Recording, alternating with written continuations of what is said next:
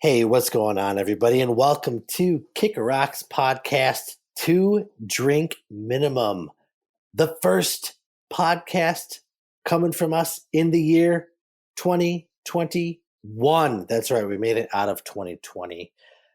What a year that was. And speaking of that year, that is the subject of this podcast. We are going to be talking about our favorite forms of entertainment, and they come in all forms, as we know, from 2020. Well, the second half of it, you remember a few podcasts ago when we talked about 2020 as a year so far, right? Well, this goes from basically July, August through the end of the year, what our favorite elements of entertainment were in the year 2020 for the second half of it. So sit back, relax, have a drink with us, and enjoy.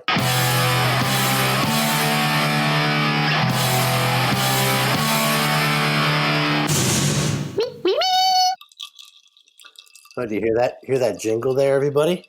That is the sound of Two Drink Minimum, your favorite podcast, or at least, one of them. Speaking of favorites, what has been your favorite podcast of 2020 besides Two Drink Minimum? What have you been listening to? Do you want to know what we've been listening to? Do you want to know what we've been watching, viewing, reading, playing? Well, we're about to tell you because this is part 2 of our Best of 2020 podcast. That is right. We made it through the year that was 2020. I am Bill. I'm Sergio. Tony Marino. JT. Laura. Good. That was a good, quick round with confidence. Excellent job, everybody. All right. Look, let's get things rolling here. Let's before we get into the subject of the day. I'm having a Coca-Cola Classic, ice cold, with a hint of my friend John Daniels in there. Nice. I'm having nothing. Oh, awesome! Nothing. Awesome. No drink minimum for JT. I got a nice tall glass of water and a little short glass of whiskey. There you go. You are a tall glass of water. Hey. I'm a short glass of whiskey. I have a warm tea. It's a 3 ginger tea. There's Lovely. 3 different gingers. There's 3 whole gingers in That's here. awesome. Interesting. I know. Did you boil the ginger? Oh, no, that's just what the label says. Oh. Look, if you I'm don't imagining boil you- your own ginger, you're nothing. Listen, you guys were on the phone with me as I was driving home. When did I have time to boil ginger? But also, next time I'll boil some ginger because that sounds great. And I am drinking a vodka ginger beer with Ooh. a twist of lime. I feel like I should have some ginger. That's awesome. John Daniels. Don't you mean Jack Daniels, Bill? Well, it might be Jack to you, son, but well, you known him as long as I have. Nobody freaking called me out. I had the setup there and the punchline ready to go. You guys suck. Yeah, Anyway. It wasn't worth it. That's why we call you the closer.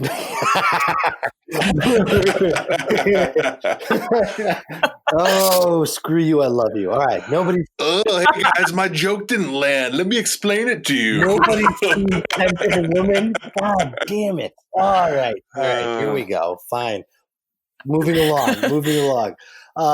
Hey, we're celebrating. Why are we celebrating? Because 2020 is finally over.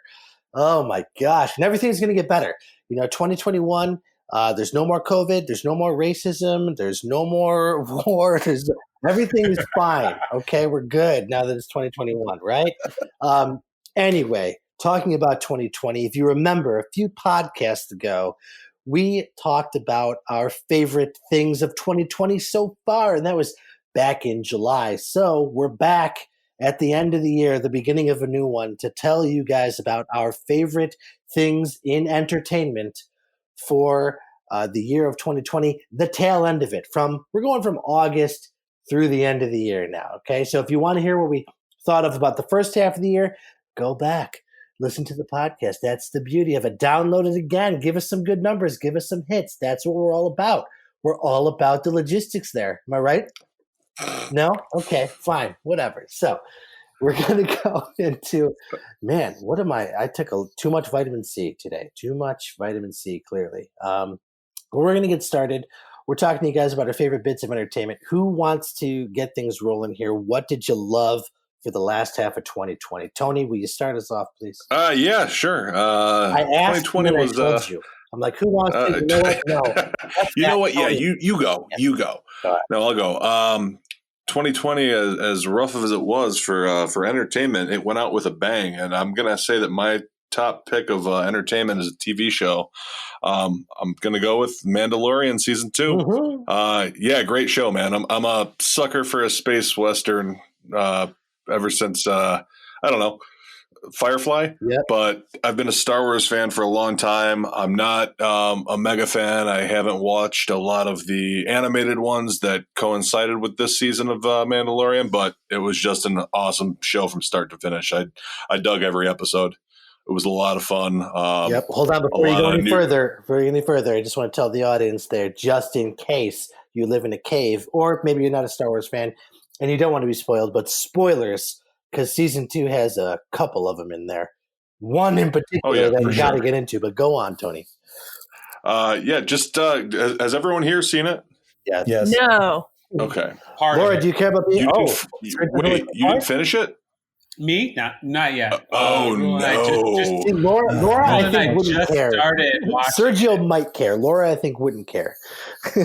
I don't I- care. I will take it for the No, team. no. Say what you gotta say. No, say what you gotta say. I'm going to say that it was a great show. What episode are you on? We only watched the first 2 episodes. Holy God. Okay. I thought that this was homework from like 3 weeks ago when we quite possibly talked about doing a podcast on Yeah, this. you're not even a fan, Sergio. I would say it. He's not even 2 episodes. You're not even Oh, a fan. come on, guys. No, I do not want Sergio taking one for the team. So No. why don't we And honestly, shelf this? no. Why don't we Shut shelf up. this? That's fine. Shut your mouth. How about this? I mute myself and don't listen to the next 5 minutes, and then you raise your hand. You're going to in edit the this. chat. Yeah, you're editing this. Bitch. You have to painstakingly listen to everything we talk about. Do you really gotta reveal the curtain? No, whatever no, the I'm saying not is, gonna audience, while we're mention- trying to talk about behind the scenes. No, I'm not going to mention an absolute major spoiler. I'm just going to say that like it was. If it's about Baby Yoda eating eggs, then we've passed no. that up. Yeah, Look, yeah, Sergio, it's that's actually no, that's what it was. So if that's the big spoiler that Baby Yoda ate some eggs, I'm just gonna say, like, dude, it was a lot of fun. I thought it was extremely well written. The little homework that I've done on some of the characters that were introduced this season that I didn't know, they tied in a lot of things to different animated series, smaller things from Clone Wars and some other stuff that was really, really cool.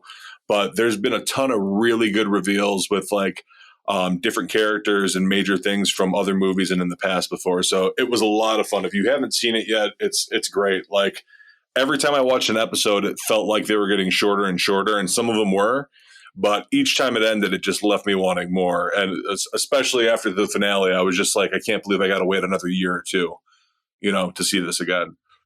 It's really It's that incredible. good, guys. That's Like, and that's honestly, like, amazing. That's amazing that you haven't been. Yeah. well, no, here's the thing. There's like, obviously, there's always new content to watch, and there's always so much stuff going on. But it was like, I was holding off because I was like trying to finish other stuff. You know how that gets. But you can't help to hear some of the things that pop up on Facebook, Instagram, whatever.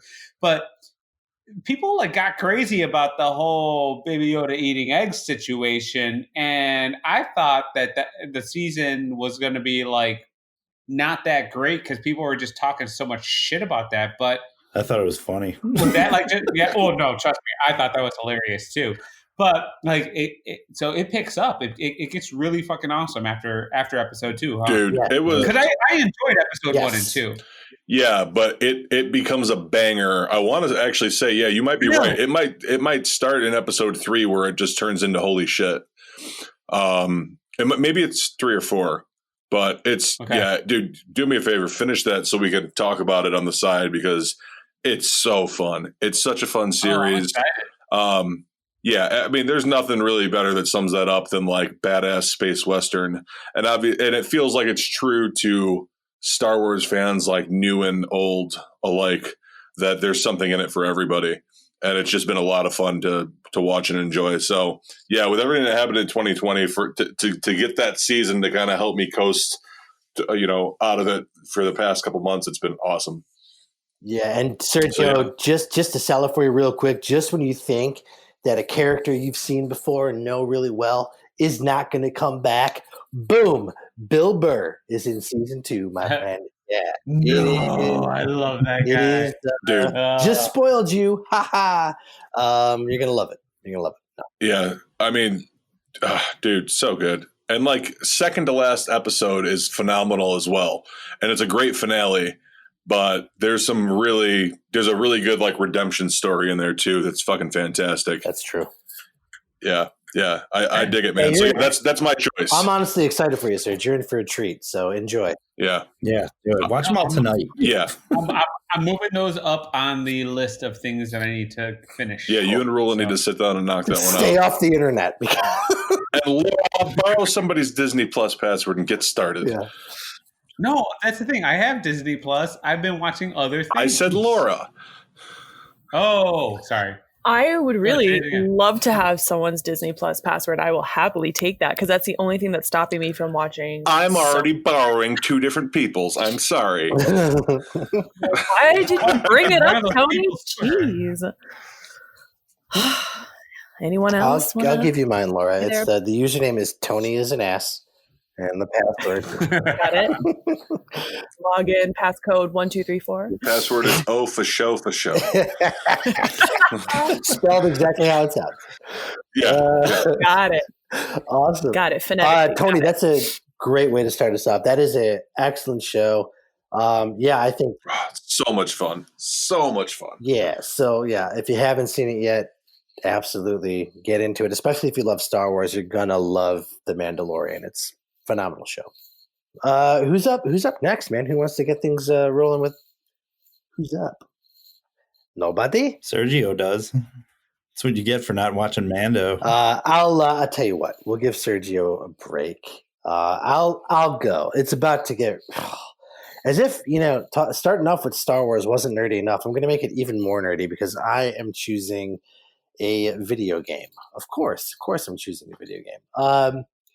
If you remember, during the first half, the favorite game I was playing was Final Fantasy VII Remake.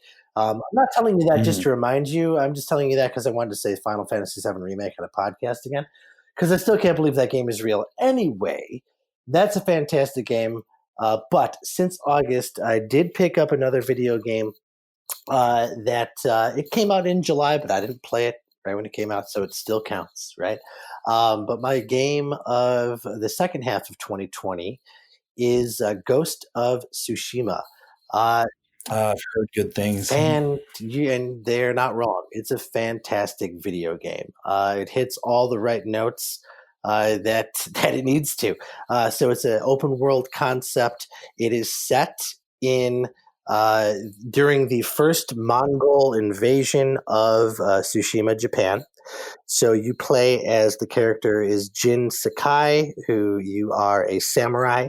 But you start learning through the course of the story the ways of the ghost or the ninja, right? You start learning how to sneak around and stuff. And there's part of the story is you dealing with that. You want to be an honorable samurai, but the only way to fight back against this Mongol invasion is to fight dirty and to kind of become, the ghost of Tsushima, so to speak. So the story itself, really, really good. The visuals in this game are some of the best I've ever seen in any video game ever. So the artistic direction, the look of it, and I'm still playing this on last gen now, I guess. I'm playing it on a PS4, and it looks incredible.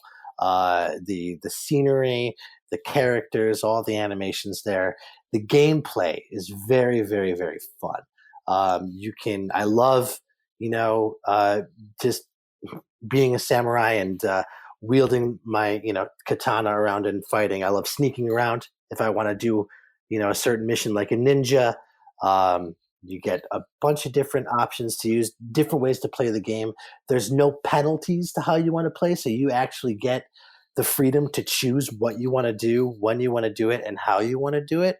And there's no kind of morality gauge on it. So nothing you do is either good or bad. It's just how you want to approach the situation, which is a very fun way to play. So Sucker Punch has done an incredible job with this game, and that's just the base game. This game also comes with a free downloadable multiplayer mode called I believe Tsushima Legends, right?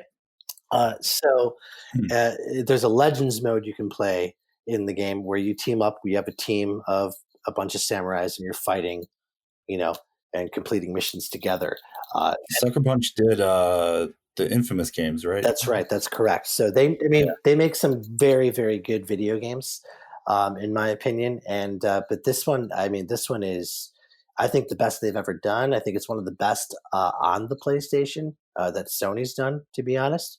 So they really just knocked it out of the park, and they ended the console generation of PS4 in a big way, right? Because it kind of comes out at the end of this generation, and it just really delivers. It shows you everything that system can do and accomplish. If you like open world games, I highly recommend it. If you're a fan of games like The Witcher or Legend of Zelda Breath of the Wild, or even just to a certain extent, like it's probably closer to maybe like the Assassin's Creed games in a sense. If you kind of like that, you're going to love this game. So I'd recommend it. I'm in the middle of a playthrough right now. I'm having a blast. So yeah, I've got like a PlayStation gift card laying around, so that might be my next. It's a worthy purchase for it. It's a worthy purchase. You get a lot of a lot of bang for your buck there, and it's incredibly fun. So I'm doing a playthrough again of Red Dead Redemption 2 right now. So sweet. I've heard that game Ghost of Tsushima is kind of like what Red Dead did for westerns. It does for samurai. Like that's a better comparison, actually. Red Dead, it actually is. So if you want to be a cowboy, play Red Dead. If you want to be a samurai, play Ghost. Yeah, for sure. That's a great comparison, I think. Yeah. So yeah, good stuff. So that's the extremely nerdy segment of the podcast. Sergio and Laura right now are like, what? Cool, Bill. Real cool story, man. Glad you want to be a samurai. I mean, I kind of do secretly, right? It's fun. Anyway, I like video games, people. I like talking about them. That's what happens. So that's my pick. Who else? Who wants to go? I've talked for far too long, and I'm far too excited about it. I'm going to go play the game right now. I'll be right back. I'll jump in and I'll go next. At first, I was going to talk about a very recent film, but I decided to not talk about that and talk about a very, very old film. Ooh. And the reason I want to talk about this old film is because I recently was able to get an HBO Max subscription. And the beauty about HBO Max is that they give you the TCM, Turner Classic Movies channel.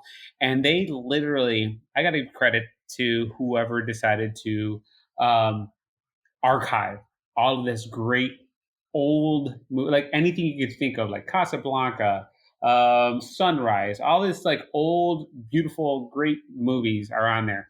So recently I decided to watch this movie from 1923.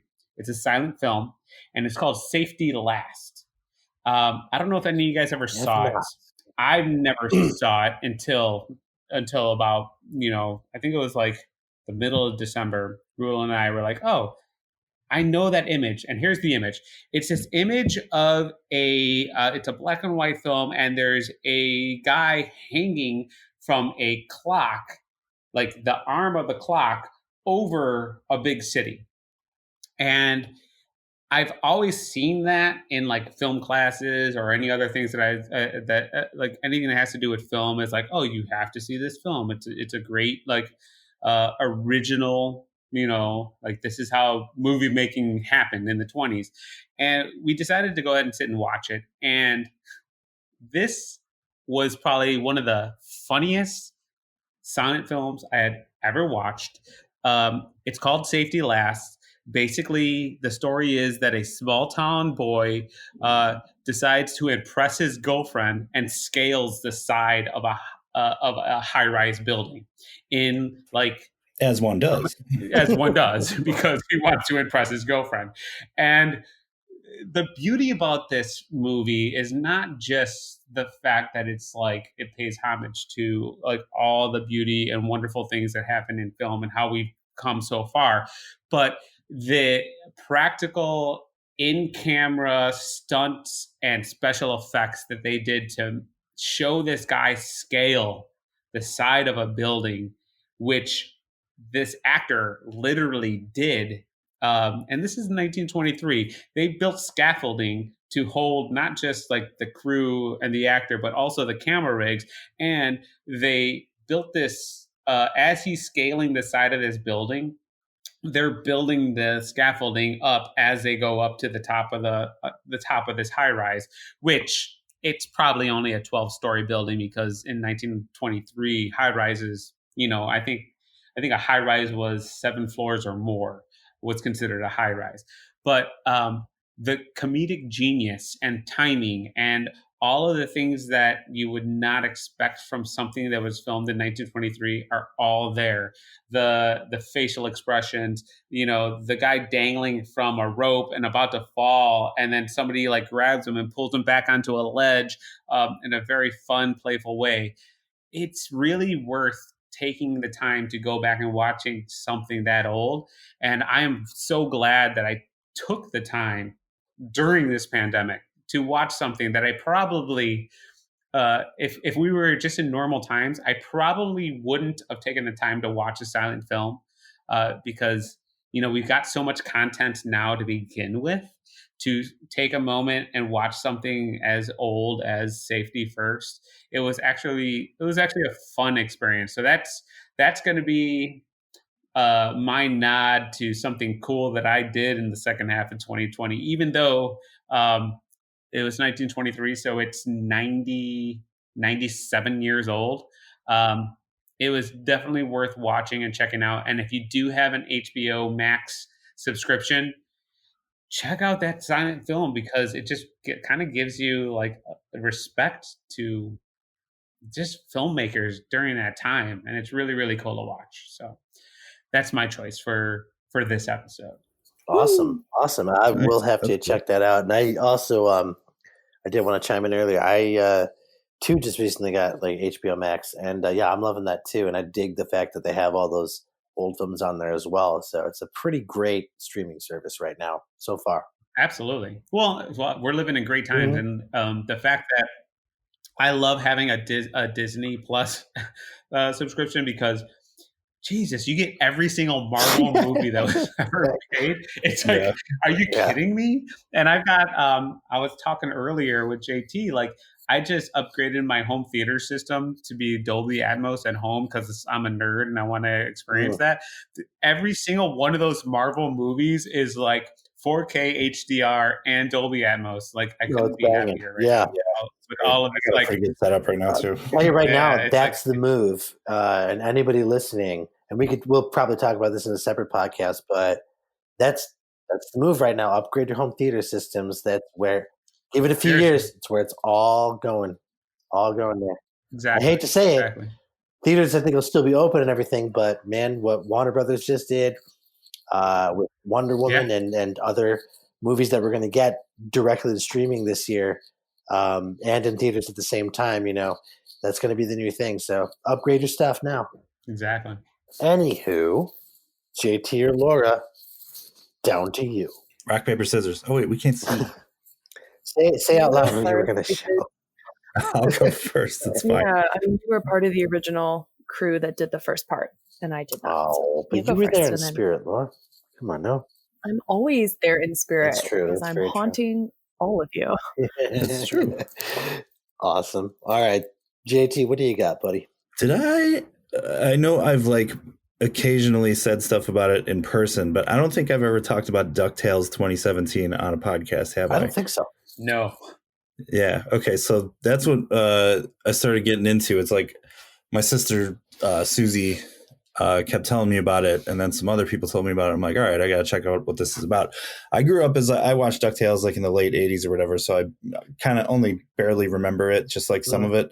But I also remember Darkwing Duck in the 90s. I used to watch that as a kid. And so I skipped ahead and I watched the Darkwing Duck episode of it because it's like within the DuckTales new universe, it's like Darkwing Duck is a TV show that they watch, and it's almost like the 60s Batman show or something. Wow.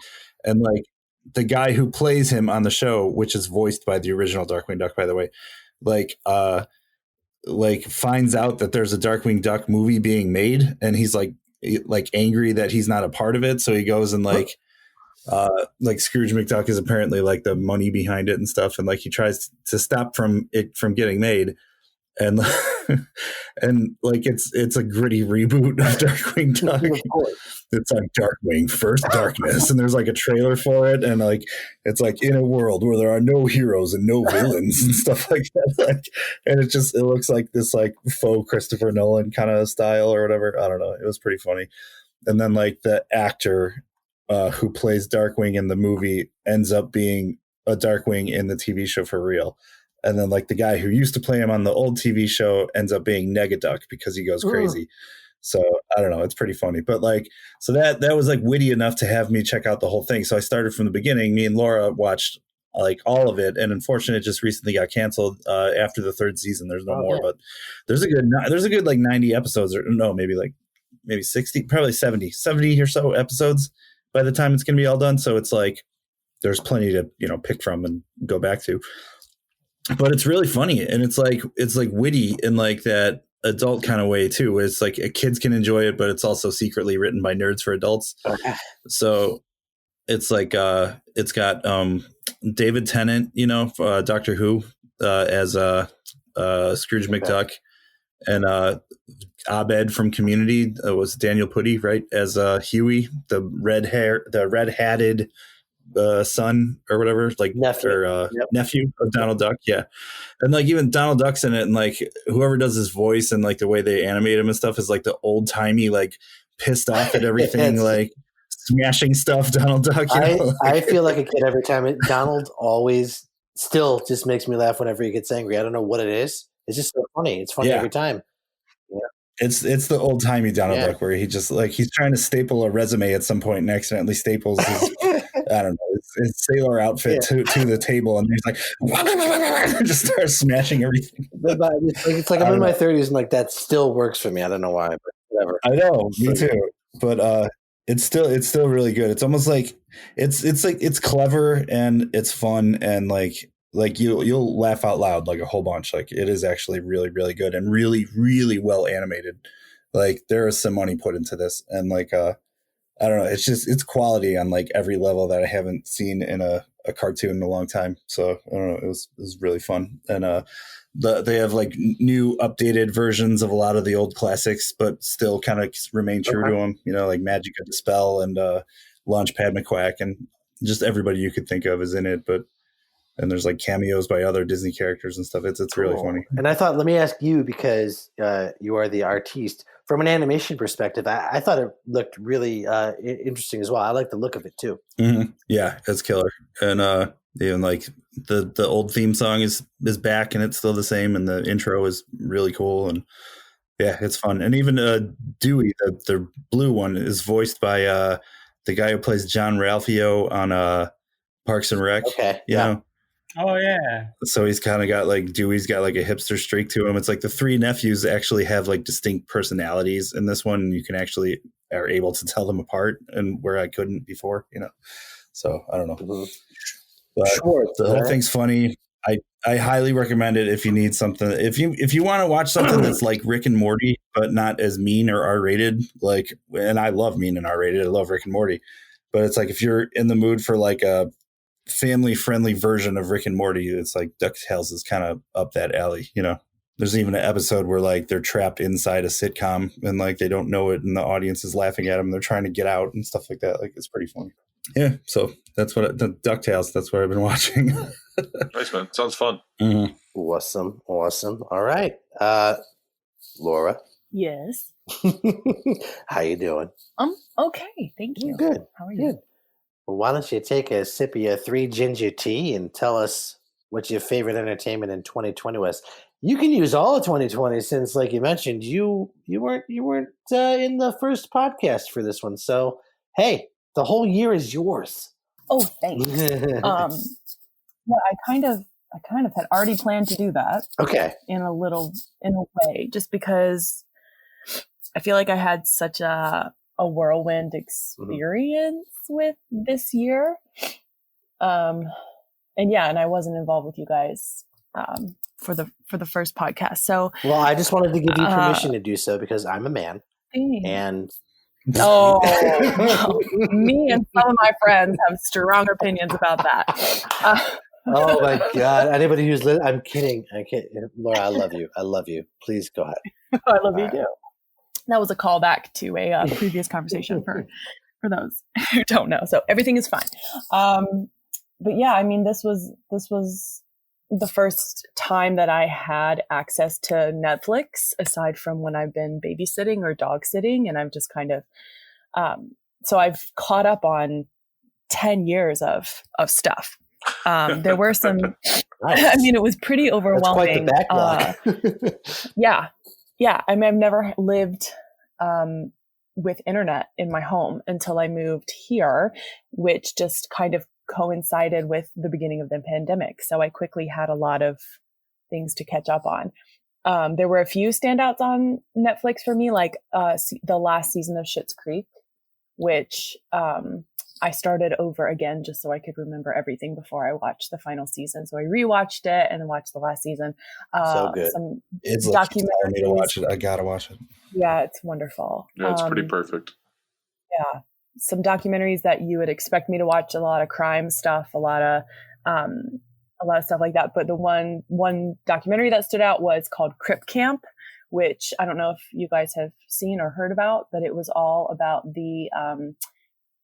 these kids that hung out at this camp for kids with disabilities in the 50s and 60s. I don't know. But so there's some kid who's interested in filmmaking, and that was his kind of thing. And he was just filming these people, and these kids had these incredible connections because they were talking about how it was the first time that they really were treated like human beings and not like they were expected to do things for themselves. Yes. And and it was really incredible to watch that footage. But then these kids maintained their connections for the next 10, 15 years and were the foundation of life today in terms of inclusivity and accessibility, just like wheelchair ramps at intersections and entrances to buildings. Like, I mean, they did all of this. They changed laws. They had sit-ins that lasted for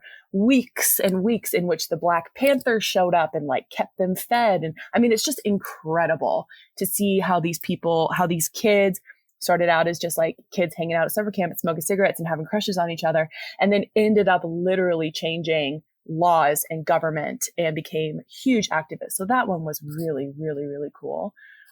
What's the name of that one? Crip Camp. Crip as in cripple, I believe. Which probably not a PC term. That's terrible. I apologize. It's down the creek from Blood Camp. But it's called Crip Camp, and that's Crip with a Y and a T. Yeah. No, but yeah, that one was really cool, and I didn't mean to talk about that for as long as I did. But I was gonna say, there are a lot of shit on Netflix, but the standout source for me that really kept me focused and grounded and gave me a purpose, because I had classes and lectures and events and readings and things that I was had on a calendar and was checking in for, is Instagram. Instagram saved my life this year in amazing ways. And I think a lot of that had to do with the fact that I'm, kind of still a little bit grieving for the loss that I had, and death doesn't sit well with me. And I notoriously have a kind of really long emotional process with moving through that. Well, especially with someone that you were so close to, you know what I mean? Right. Yes. 100%. And yeah. And so for me, I definitely had a period of being completely lost and just zoning out. And half of the things that I was watching, it was more like background noise at some point because I really wasn't present in my body and in the moment. And having these things, reasons to wake up and reasons to like get through today, because tomorrow I have my tarot reading at 5, and the ritual was I would take a really hot bath and tune into Instagram and meet with these group of people who I've never met in real life, but we showed up every Sunday, and watched these things together for 2 hours, and it helped us feel connected, and it felt like an energy meeting of sorts, things like that, like just having things on the calendar. So Instagram got me through this year in terms of like tarot readings and crystal sales and podcasts that it introduced me to a lot of content in terms of the podcast world, and books to read, and people to follow, and lectures to tune into, and herbs to take, like, how I drink that kidney tonic every week. That's how I found this herbalist, and I've been taking her potions. And her parents very early on had COVID, and she was super active daily, giving updates on how she was working with the doctors that were caring for them and trying to integrate some holistic practices and some medicinal things to try to help break up mucus and things like that. Like, just fascinating stuff that really kept me engaged and wanting to connect with the world, and at a time where I very much was disconnected. So yeah, like Netflix has been great, and content and movies has been great, but like Instagram saved me this year, for sure. Social media being having a positive effect is comforting to hear too. Yeah, it's awesome to hear. Where it's like, wow, all right. Yeah. I have a friend of mine who is barely on Facebook, but he'll go on Instagram, and he's like, dude, you should really try that. He's like, it's still toxic. It's social media, but he's like, it's so less toxic, and it's just like you get people that are just sharing good things that they find throughout their day or their life, and it's just like a totally different experience. And I have an Instagram. I'm just not on there a lot, Yeah. I mean, I love it for posting artwork. Right. Like Facebook for me has kind of, especially the past 4 years, it's been parallel to me in terms of like watching the news, which I've very much avoided. It just seems to be a lot of fear mongering and fighting and anger and hostility and hatred and judgment. And, like you can only stomach so much of that. And it seems to kind of also be a place for an older generation. So I feel like our age and up, and our parents and those kinds of people that I've seen fighting and have been very horrible and very misinformed and incredibly angry, and not understanding what the Onion is, and not understanding satire articles, and not understanding sarcasm, and not understanding Photoshop and how things can be manipulated, and taking everything they see on the internet as fact.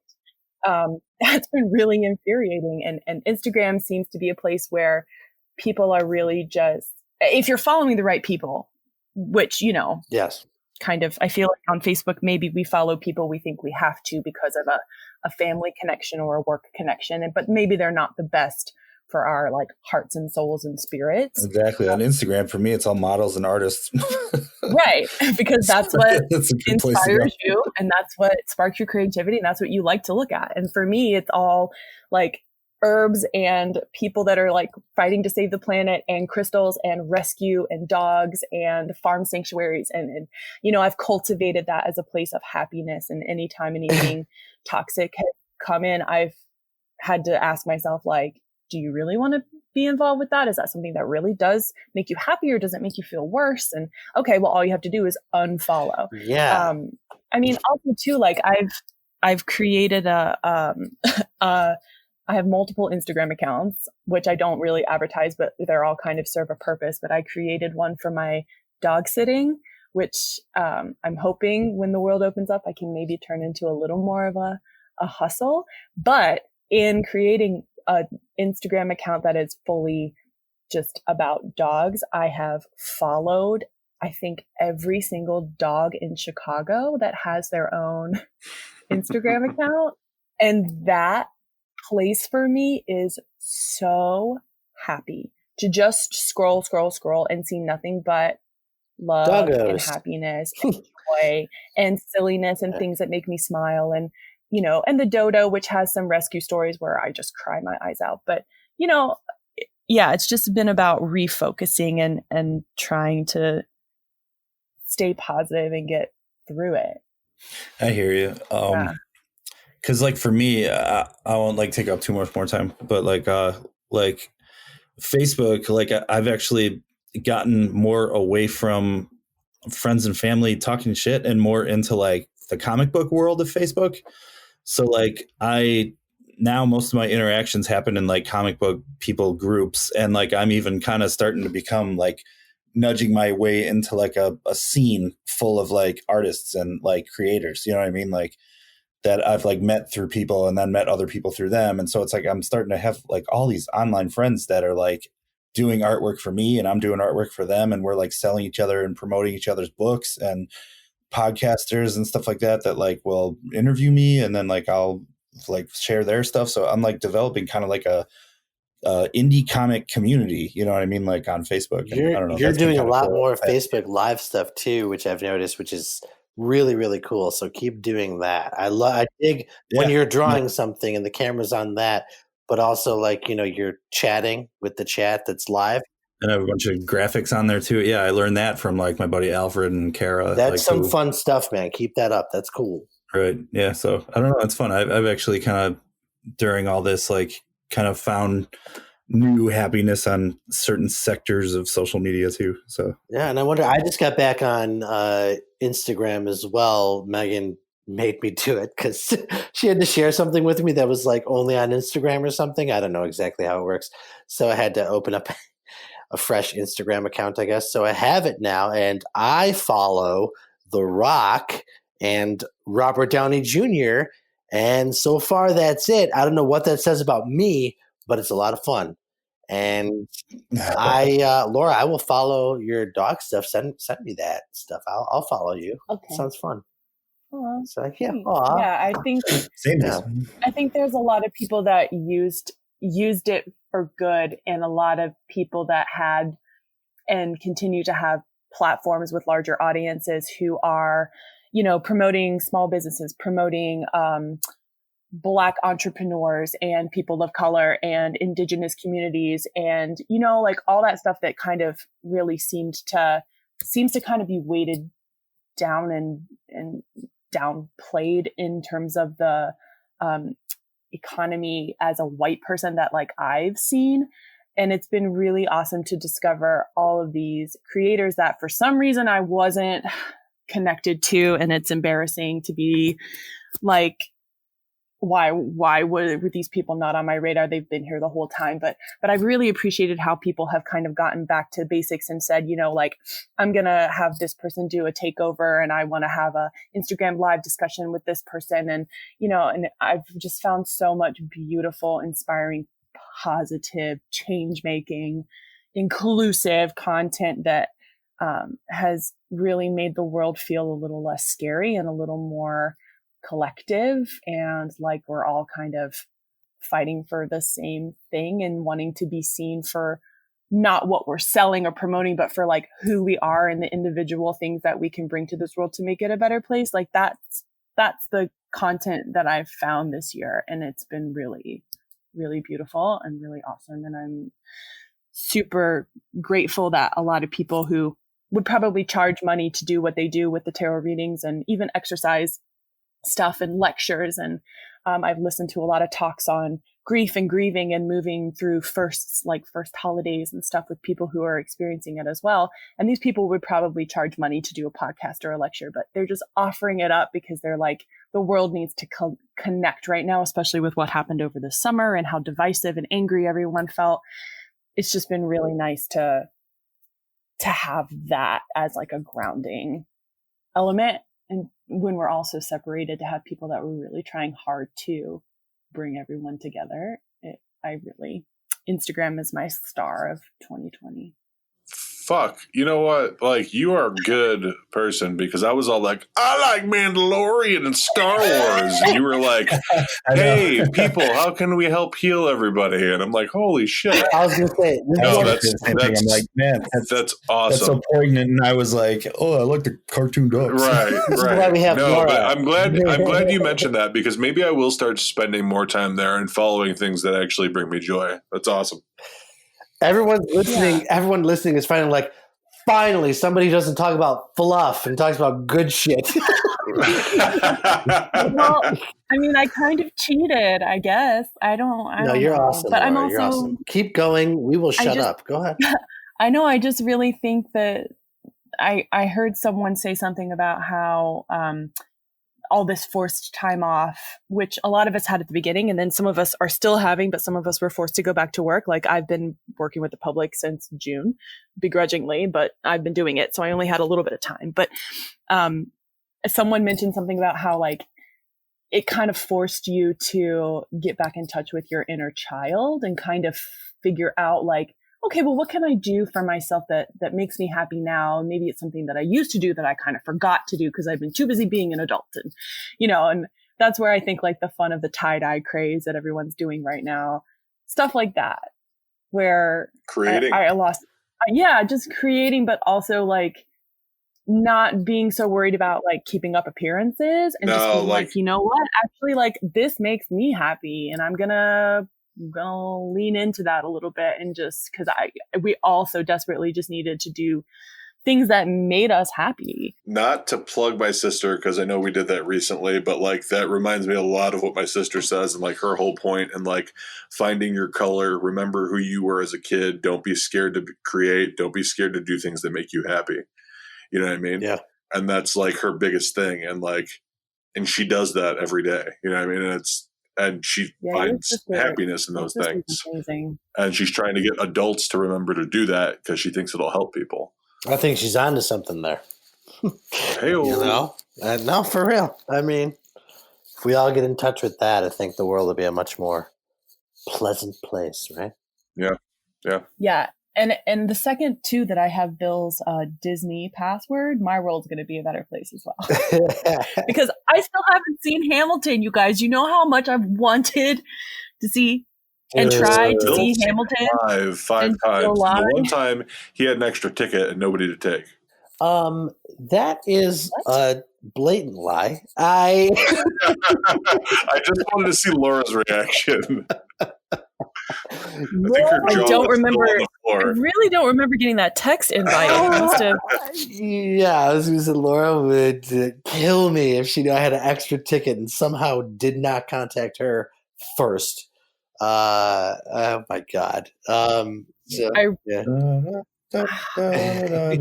hurts. It hurts a little bit. I'm sorry, but it does. It's all right. It didn't happen. I would never do that to you. I would never do that to you. Listen, I was probably busy working one of my 6 jobs, and I probably couldn't go anyway. So give me your fucking password, and I'm going to watch it on the television. Oh, well, all right. If I must, please don't hurt me. Okay. Well, this was a lot of fun. What a year 2020's been. I think, just not speaking for the group, but speaking about this group, that's what I love about us, is that we are all into different things. We are all different people with different personalities, and I think it's always fun to hear what everyone's into, what everyone loves and recommends, because there's different things that I personally take from each of you guys that I'm going to check out because of our conversations here, and a lot of those conversations happen right here on this podcast. 2 drink minimum. That being said, it's last call for 2 drink minimum. Did you like that? That was pretty good. Jesus Christ. That's pretty good. I think it's pretty good. We're going to edit that part out, but I thought in the moment, for about 2 seconds, I was like, this is great fucking podcasting right here. Anyway, Tony, this is why I don't end things. I don't know how to end them. Tony, you end it. You can count, please. Thanks again for listening to Kicker Rock's podcast, 2 Drink Minimum. We've been drinking, thinking, talking shop about the best of 2020 20s. Bit up, chicka chicka bow wow cow now. If you haven't watched Mandalorian, do it now. Sergio, watch it. All right. Well, thank you so much for listening. That's going to do it for this episode of 2 Drink Minimum. Hey, Happy New Year, everybody. Those were some of our favorite things from 2020. What were your favorite things from 2020, whether they be entertainment or otherwise? What are you into? Let us know. Do you know where you can do that? Hey, you can comment right on our Facebook page. Remember to download and subscribe to our podcast. You can do that on iTunes. You can do that on Spotify. You can do that on any of your favorite podcast mediums. You will find us. We are there. Just look up Kick Rocks 2 Drink Minimum, and we'll see you there. Thank you so much for tuning in. This has been 2 Drink Minimum. We've been drinking, thinking, and talking shop. Cheers, everybody.